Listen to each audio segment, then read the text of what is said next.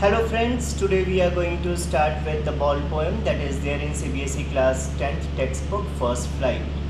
This poem is composed by the poet John Berryman, who was an American poet and scholar. In this poem, he talks about losing something which we love and then learning how to grow with it. This poem is all about a little boy who, in his young life, for the first time is learning what it is like to experience grief after the loss of a much beloved possession, which is here his ball. Maybe for us, the loss of a ball is of minor consequence. Our natural reaction may be that still there are many more balls, so there is no need to worry. But to that little boy, this is something different. On one hand, he could get another ball with a very less amount of money. But to him, money is external and immortal here. The readers may interpret this poem literally and metaphorically both. If literally, then it is a soulful picture of little boy growing up and learning to deal with the loss of the first thing that he had in his possession.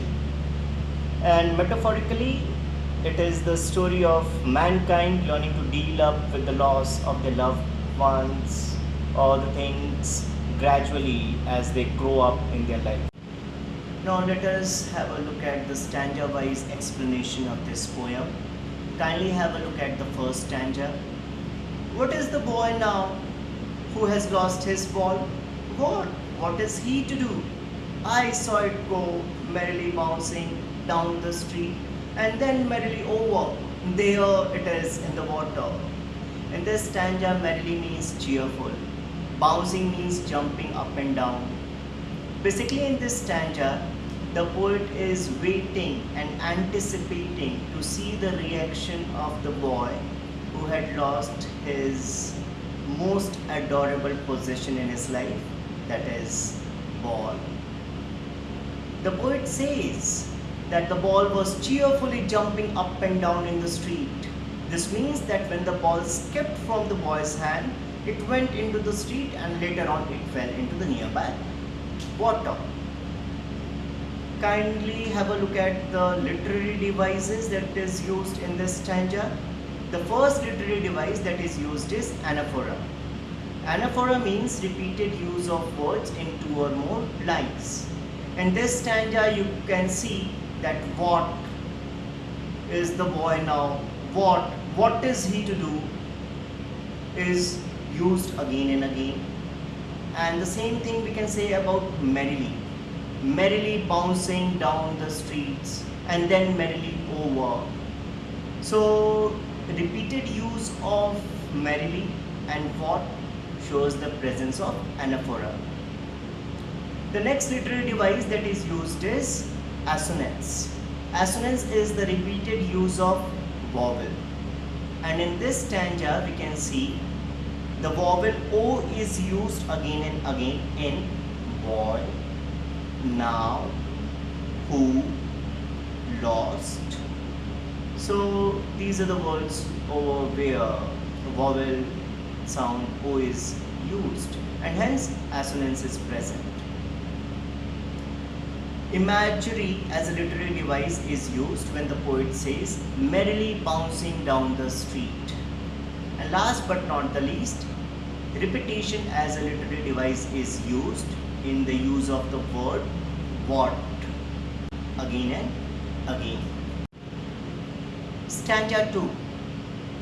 No use to say, oh, there are other balls.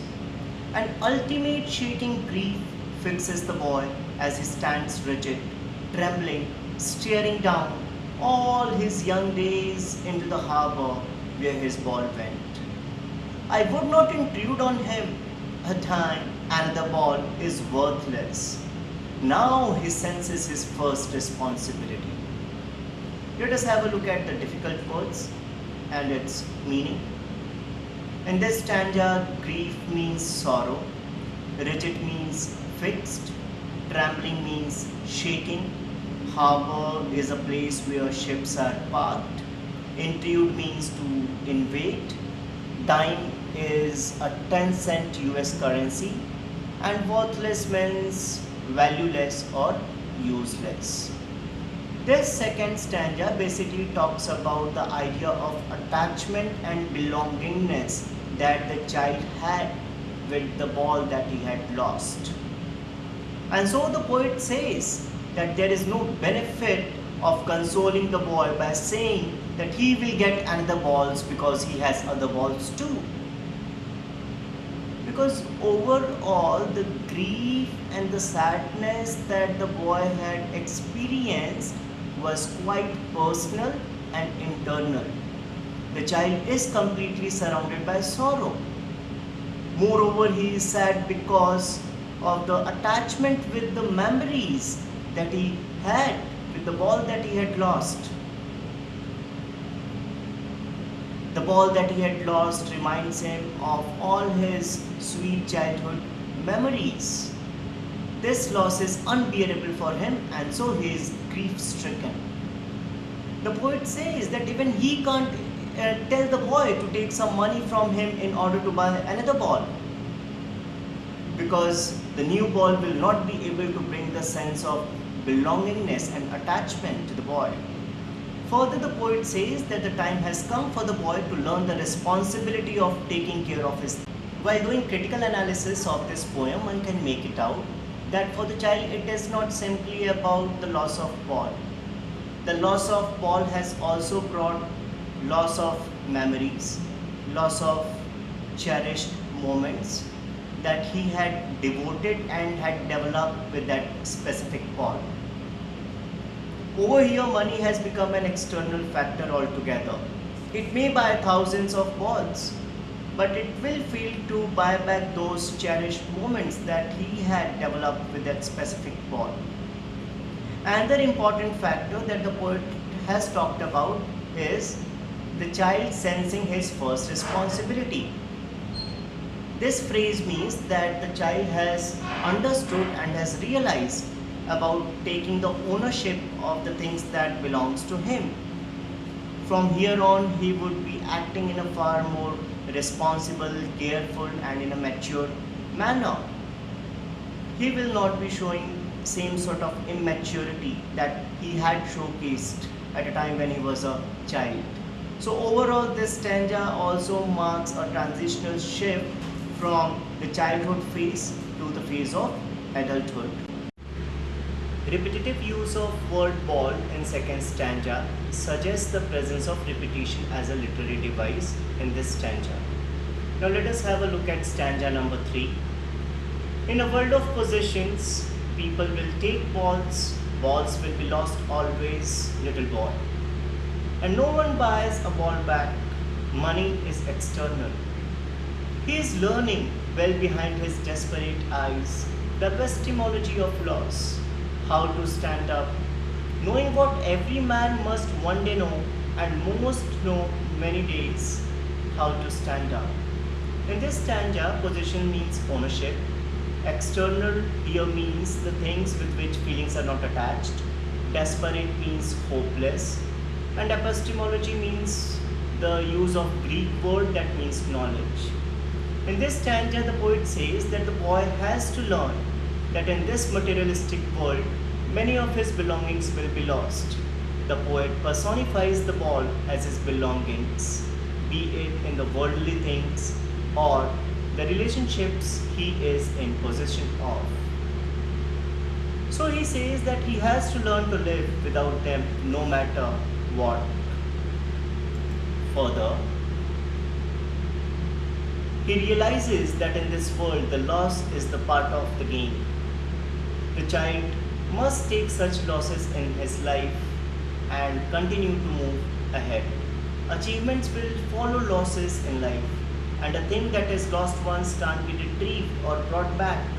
Money can't buy the lost childhood, the lost dreams, and the lost feelings back, and hence the money is described as an external factor to such losses. The poet gives a concrete message of hope and encouragement. Ultimately, he comes out of his depression and hopelessness, and the child has to learn how he should stand up to bear such loss. The theme of the poem is that life is precious and should not be wasted. Life has to be lived, And life can be lived purposefully and fruitfully only when we stand up and come out of depression. Let us have a look at the use of literary devices in this stanza.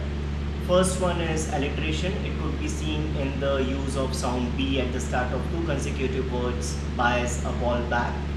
Assonance could be seen in the use of vowel sound E. He is learning well behind his desperate eyes. Repetition as a literary device could be seen in the repetitive use of word ball. Overall, in this poem, there is no rhyming scheme that has been followed. So, with this, we have come to the stanza-wise explanation of this poem, and simultaneously, we have also discussed use of difficult words along with the uses of literary devices in this poem. Thank you.